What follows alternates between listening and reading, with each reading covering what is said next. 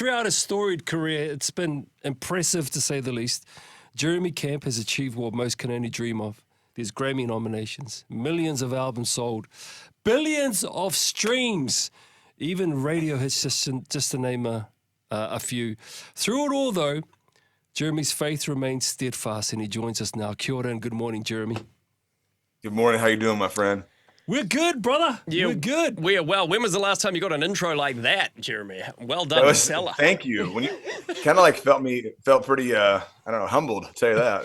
Dude, don't be humble, man. Just spit all that out, man. I mean, okay, so do you still believe? I do. Yes, I do. Good, because that's the name of your Don't tour. stop believing. That's the name of your tour, coming down under to Aotearoa. Question I have, and yeah, like I mentioned, you've had a storied and decorated life, but you've also had many challenges. So Yeah. is it easier or harder to still believe? Can you be vulnerable with us for a second? Yeah, for sure. I think the reason why right now I could tell you that it's easier to still believe is because when I went through the hardest tragedy in my life, just watching my wife suffer through cancer and that whole battle, I really did watch God just come through in beautiful ways. I mean, it wasn't easy. I mean, when it first started happening, I remember I was angry. I threw things. I got angry at God. I broke things. You know what I mean? My faith was tested to the core. But once I kind of started realizing that he was the only thing going to get me through it, then he did. And then here I am, 22 years later after my wife had passed pretty much, or, almost it'll be 23 years in February. And I can trust in his faithfulness because he's been so faithful. But it doesn't mean that I didn't have some pretty rocky faith where I was really angry. But I'm here and proclaiming that I do still believe. And, I can trust because he's been good always.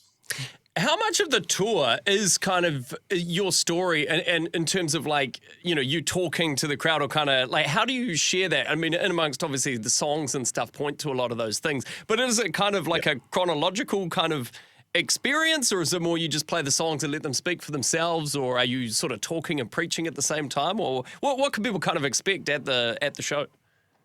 Yeah, it's kind of more just the songs. I don't do a chronological thing. It's more the songs kind of speak for themselves. But I'll share in between like certain songs. Like I'll definitely share before I Still Believe, before I play that song. There's a couple other songs that I kind of give a little share about, why I wrote them. But pretty much it's like, here's 21 years of music and I'm playing a song from every single album that I've ever written. And so really excited about that. We can only imagine the impact that your music has had on people. Now, there must be countless instances where people have written to you, come up to you and said that this impacted me this way. Yeah. Would you mind just sharing maybe a couple, or even just one really big testimony that's really impacted you really hard? Yeah, honestly, the other day I was talking to a young kid, and he's just saying, honestly, I was on drugs and alcohol. I was about ready to take my life, and someone literally gave me your music, and I listened to your album, and like God spoke to me so clearly that like he freed me from drugs and alcohol. I didn't take my life, and I'm here today at your show. This is really recently. Wow. And stories like that, where when you hear those things, you go, this is why I do what I do. Like, honestly, I mean, dude, it's the most, what I was saying earlier, it's humbling. I know it sounds like a cliche word to say, but it really is really humbling when you're sitting there. I'm 21 years in, and story after story, people that have lost people, tragically, saying that your songs, because of, what you've been through and how you've been able to walk through it, and your songs have ministered so much. It blows me away, because I feel like I don't deserve it, but obviously God's given me this opportunity, so I want to do the best I can with what he's given me.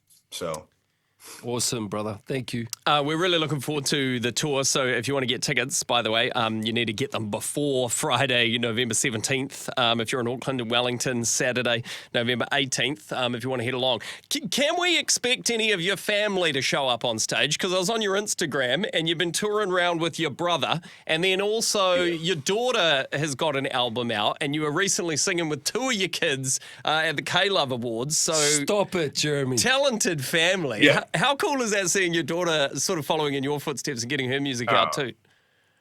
It's incredible. I got to produce the whole thing. Oh, And wow. so she wrote, I mean, she's brilliant. She wrote the lyrics, the music, the melodies, everything. I just sat there and just produced it and was enjoying my time with my daughter. Like, how amazing was that? Just to be able to hang with your daughter and record a whole album with her. So that was amazing. And then when we did this song together at the Caleb Awards, I mean, when that curtain went down, I started bawling. Because it's like the first moment I have my daughters with me, and that's syndicated in front of hundreds of thousands of people, and I get to present like, here's my girls that I love, and they're singing to Jesus. Like, it's the best thing ever, man. I'm telling you. That's so cool. Now, Yeah, you will see them. They're coming. They're coming to awesome. New Zealand and Australia. Okay. Yeah. On that note, because there's a follow-up to Bjorn's question, we think you're cool.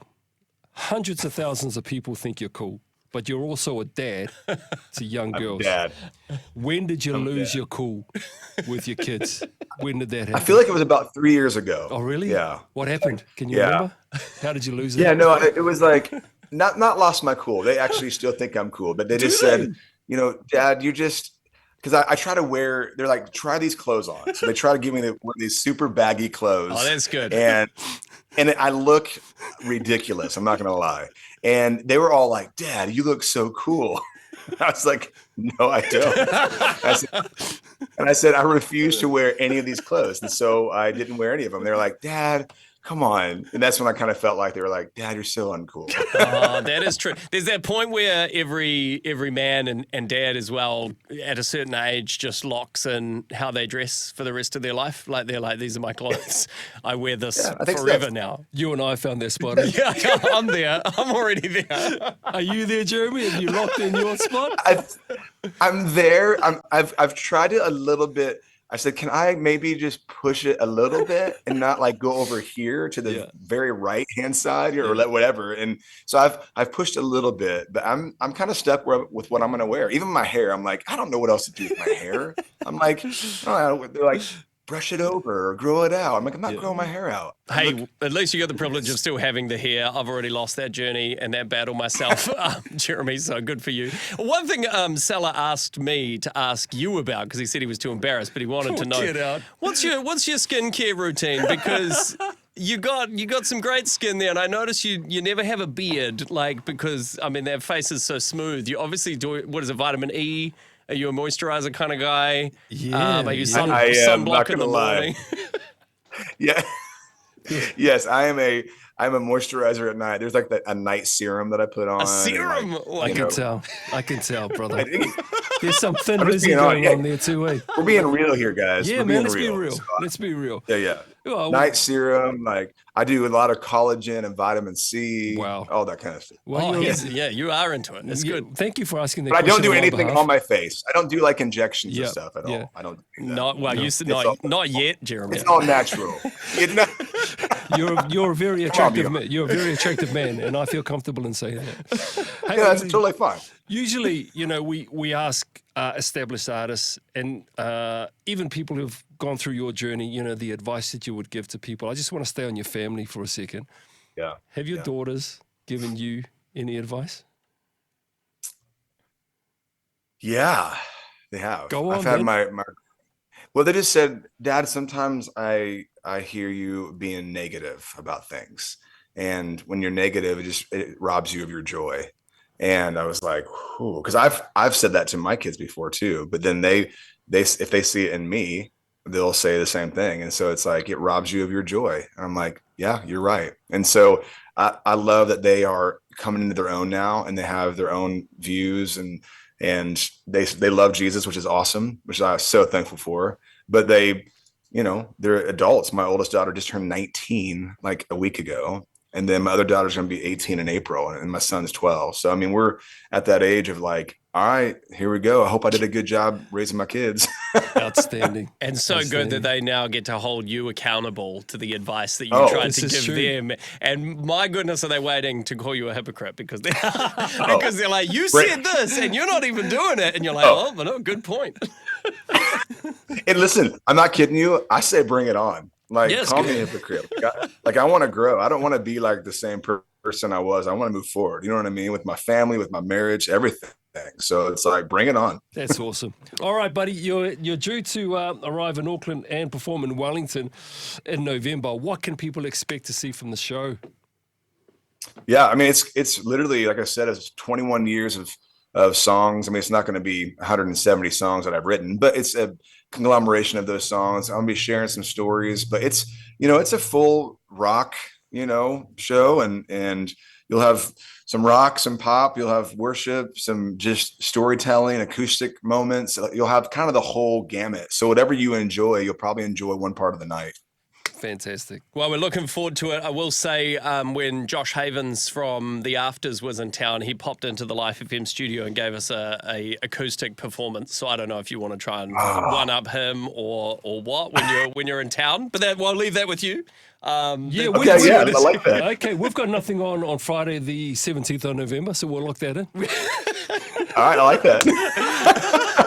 I still believe I can do that. Yeah, awesome. Hey, listen, it's been awesome speaking to you. Thanks for taking the time out to speak to the Morning Waker. We're excited that you're coming down under. Stay blessed. You've got so much to share, and your beautiful heart comes through, and we can't wait to catch up with your kids as well. Well done, Jeremy. We look forward to seeing you in concert. Thank you guys so much. Appreciate you a lot. You got beautiful eyebrows too, by the way. Thank you. They could do with some plucking, but I think it's good. See you later, Jeremy. All right, God bless you guys. All right, take care. Catch you, bro. So good. That's so good. All right, guys. Bye.